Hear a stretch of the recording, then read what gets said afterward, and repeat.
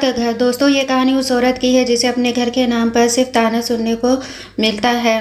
तुम्हें कितनी बार बताया है, मेरे तैयार होने से पहले मेरा नाश्ता तैयार हो जाना चाहिए।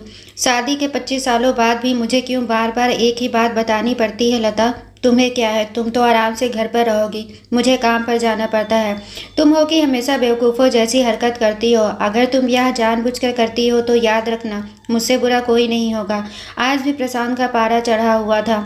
इन कटु शब्दों में अपना गुस्सा उतारते हुए, गीला तौलिया कुर्सी पर फेंकते हुए प्रशांत गुस्से से लता की तरफ देखने लगा। लता के लिए प्रशांत का यह बेवजह का गुस्सा कोई नई बात नहीं थी। वह महीनों में 3-4 बार ऐसे ही लता पर बरस पड़ता था। पहले लता उसका विरोध किया करती थी, लेकिन जब कई सालों तक प्रशांत में कोई बदलाव नहीं दिखा तो लता ने खुद को ही बदल दिया। अब प्रशांत के कुछ भी कहने से लता को कोई फर्क नहीं पड़ता था। प्रशांत की हर बात वो चुपचाप से नीचे झुकाए सुन लेती थी। शादी के पहले 5 साल तक लता ने पूरी कोशिश की थी कि प्रशांत को बदला जाए, लेकिन फालतू का गुस्सा करना और बाद में लता को भला बुरा कहना, यह मानो जैसी उसकी आदत बन गई थी। कोई भी वाद विवाद होता तो प्रशांत सीधा लता को बोल देता, अगर मैं तुम्हें अच्छा नहीं लगता तो क्यों नहीं चली जाती अपने मैके, क्यों रहती हो मेरे साथ? इतना सब कुछ होने के बावजूद लता प्रशांत के साथ रहती थी, क्योंकि उसे अपनी बेटी की फिक्र थी। और वह जाती भी तो कहाँ, अपने बूढ़े हो चुके माँ बाप को इस उम्र में परेशान करना वह नहीं चाहती थी।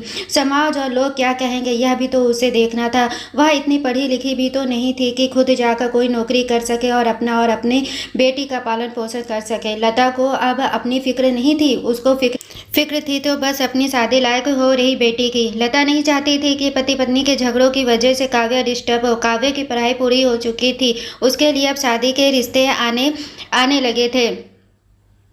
कई रिश्तों को काव्या ठुकरा चुकी थी। 2-3 महीने बाद एक अच्छा रिश्ता आया। रिश्तेदारों और पहचान के लोगों ने भी लड़के के बहुत गुणगान किए थे। प्रशांत एक शाम अपनी बेटी के पास बैठकर उसे बताने लगा, काव्या बहुत अच्छा लड़का है, पढ़ा लिखा है, बड़ा घर है, बहुत अच्छी नौकरी है। ऐसे रिश्ते बार बार नहीं आते बेटा, इस बार मना मत करना। काव्या अपने पिता से ज़्यादा बात नहीं करती थी, शायद डरती थी या शायद नफरत भी करती थी, लेकिन आज वो अपनी पूरी हिम्मत इकट्ठा कर बोली, मुझे अभी शादी नहीं करना है पापा, मैं नौकरी करना चाहती हूँ, खुद अपने पैरों पर खड़ा होना चाहती हूँ। हाँ तो इसमें क्या बड़ी बात है? मैंने लड़के से बात की है, वह तुम्हें किसी बात के लिए नहीं रोकेगा।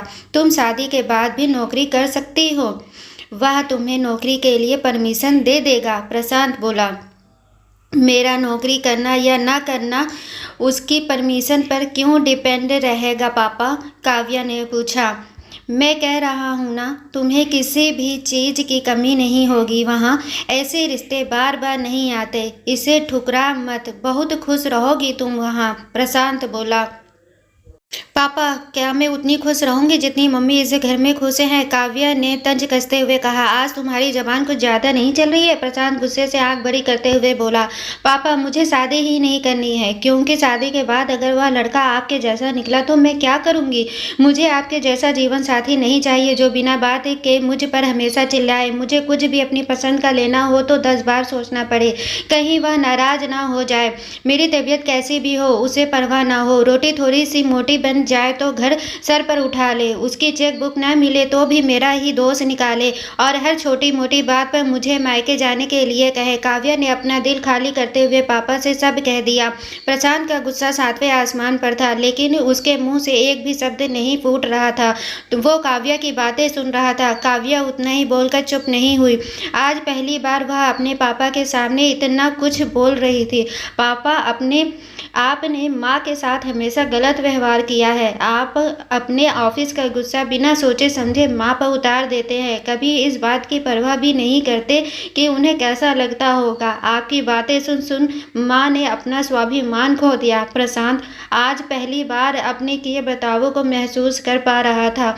वो इतना ही बोल पाया, जो तुम्हारा मन है वो करो, मैं तो बहुत बुरा हूँ ना?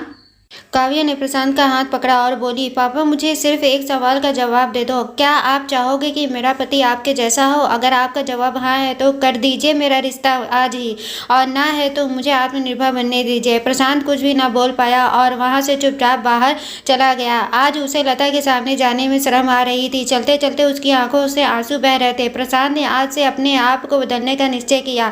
अगले दिन से लता ने अपने पति में काफ़ी बदलाव देखा। वह सोचने लगी कि जो हिम्मत हिम्मत काव्या ने दिखाई है, वह हिम्मत अगर मैं पहले ही दिखा देती तो शायद आज परिस्थिति कुछ और होती। अब काव्या पढ़ लिख कर अच्छी नौकरी करने लगी थी और 3 साल बाद उसके लिए एक अच्छा रिश्ता आया।